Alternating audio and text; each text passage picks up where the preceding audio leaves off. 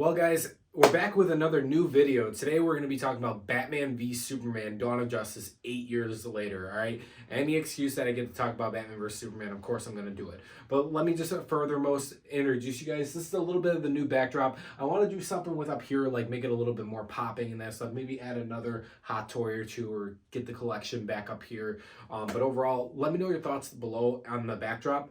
We got the Oppenheimer poster over here and we got the Dark Knight poster, obviously. I'm a Nolan fan. I love Marvel movies too, you guys know that. But overall, let's talk about Batman vs. Superman in 2024. 8 years later, 8 years flew by. This movie came out March 25th of 2016, or 23rd or 25th. I forgot what the date was, but either way, I'm a little overdue. What are you gonna do? But I just want to talk about how my opinion of the film has changed over time. Some things in a positive light, some things in a negative light. Now, as you know, any excuse that I get to show you my physical media, let's show you real quick here. I have literally 3 versions of this movie. I have the Blu-ray Steelbook, I have the 4K Blu-ray, and then I got the Ultimate Edition 4K Blu-ray with the new aspect ratio that came out when the Snyder Cut came out on physical media. But with that being said, Batman vs. Superman: Dawn of Justice, I overall still enjoy as a film.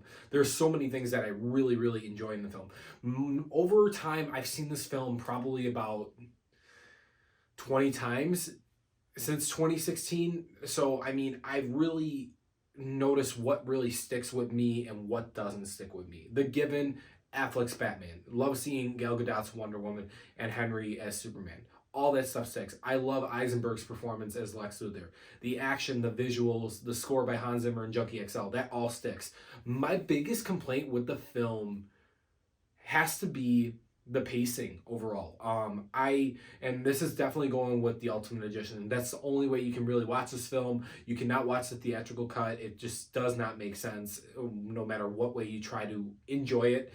But overall, it's the Ultimate Edition. And what I mean by that is I actually just a couple weeks ago rewatched Man of Steel. And I think Man of Steel is, if not the best comic book movie in the DCEU, it is definitely one of the most underrated comic book movies of all time.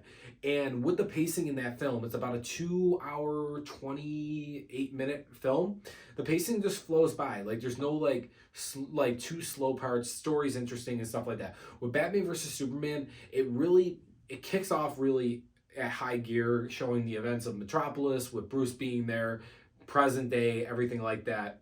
But it really slows down after we get to the Africa sequence, and it really starts to drag. There's little moments of action and spectacle, like when we start seeing Batman in his suit and stuff like that, but it really does take a slow gear. And it is a nitpick, it's a con, it's a negative thing for me, because when I want to sit down and watch a movie, I want story, I want being immersed into the experience, for sure.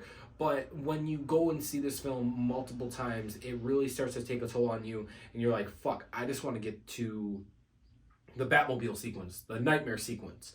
I want to get to seeing them engage Bruce and Clark. I want to get to that. And I feel like if Batman vs. Superman were to come out today, I would feel a little differently about it still. Overall, like I said, this was the interpretation of Batman that I've always wanted to see on screen. And I've always said, I always gave Affleck shit for being Batman. I thought he was going to suck. And he ended up being, if not my favorite Batman, my top 2 favorite Batman of all time. And just going back, sitting through it, there's so many things I love about the film. The warehouse sequence, the fight itself, the end battle with Doomsday, the Death of Superman arc. All those things I love. I love seeing the way that Lex pulls the strings and stuff like that. But I just think that I wish that it was done in a better, more clearer, crisp pacing than it was in this film. Did Batman vs. Superman: Dawn of Justice have to be 3 hours long? No, because the reason why is it's just how Zack wrote it. And if Zack wrote it a different way to have a shorter story, to polish up on the pacing, this film could have been easily a 2-hour and 30-minute runtime and actually made sense. Like, obviously that's what we got theatrically, but the story needs 3 hours. But I'm saying that the film doesn't have to be 3 hours. he could have wrote it differently, but that, hey, Zach likes making long movies, as we can tell. And like I said, I enjoyed the Snyder Cut for all the 4 hours of glory. But I noticed when I go back and forth and watch Man of Steel, Batman vs. Superman, or the Snyder Cut, Batman vs. Superman is the only film, even though I love the film, I will stand here and I will still be a defender of this film, and I think it is a really good film. But I will say that Batman vs. Superman is the only film that bothers me with pacing. And you have a 4-hour Justice League cut that feels momentum, the story that you need, everything. It just keeps going and going and going and keeps everything interesting. But it's the pacing in Batman vs. Superman that really makes it drag. And that's my biggest thing. Once you get into that, you kick into the second half of the film, that's when it's like, holy fuck, all right, we're in for the ride. But like, what I think I would have preferred is if Zach sprinkled some more little cool Batman sequences, or even a couple more Superman sequences throughout the film in that first half, because that first half, everybody said it since 2016. The first half of Batman vs. Superman is like a political thriller with superheroes, brief appearances of superheroes.